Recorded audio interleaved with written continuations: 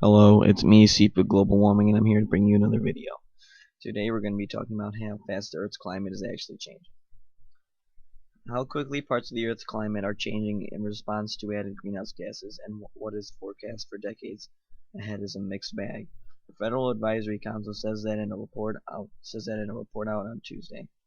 For example, two abrupt impacts the National Research Council report said can be definitely linked to man-made climate change are a rapid decline in sea ice cover in the past decade and increased extinction pressure on plant and animal species.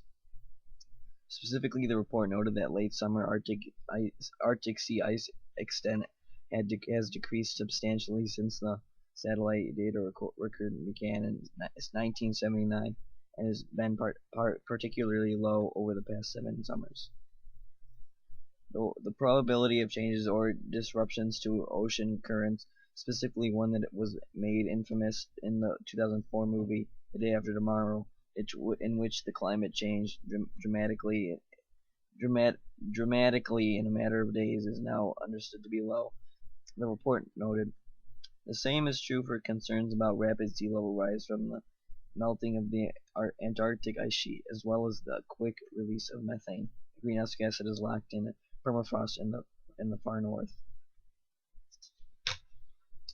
Evaluating climate changes and impacts in terms of their potential magnitude and the likelihood they will occur will help the policymakers and communities make informed decisions about how to prepare for or adapt to them. He added.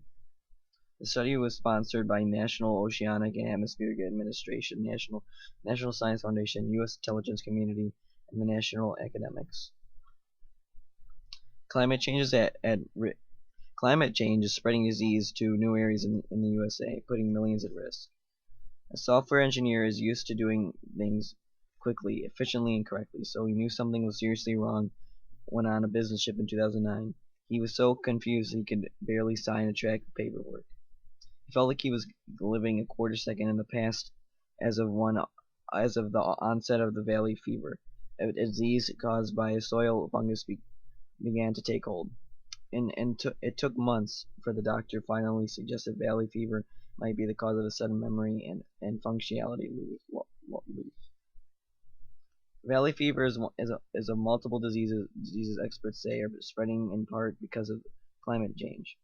They include a brain-eating amoeba showing up in northern lakes that were once too cold to harbor it, and several illnesses carried by ticks whose range is increasing.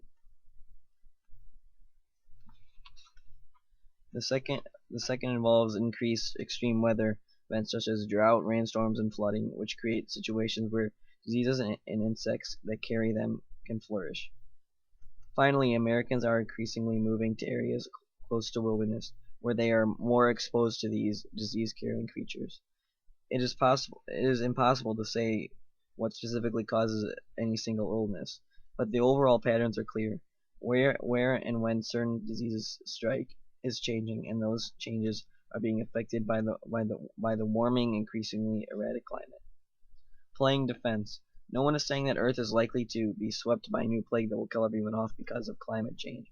Nor is climate change the only reason diseases are spreading, but it is clear that environments change, including climate change, is affecting populations, says Charles Chu, director of the Viral Diagnostics and Discovery Center of the University of California, San Francisco.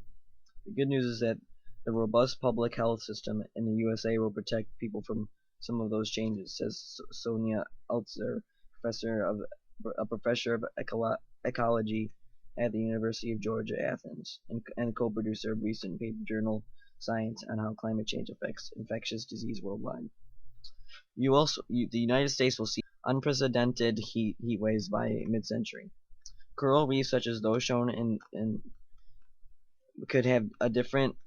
coral reefs could have a different time adapting to future climate extremes, says a study on October 9, 2013 by the University of Hawaii Manoa.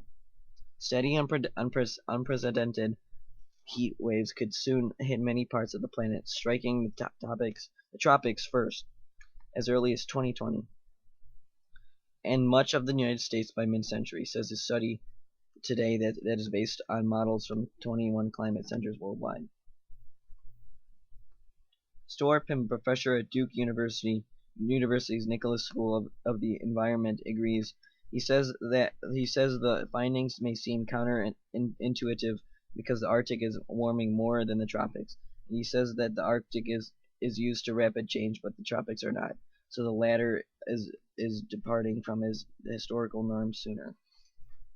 That is going to cause societal disruption. Pym says nothing there is more ecological biodiversity as well as human poverty in these tropics than the Arctic.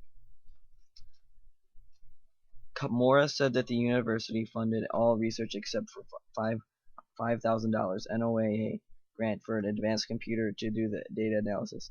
Says that his team has no policy agenda but agrees emissions to be curbed. Temperatures that were once the maximum will soon become the new minimum, he says, adding we're not ready for it. Well, that is it for this video. Hopefully you watched some of my other videos, and this is CP Global Warming off.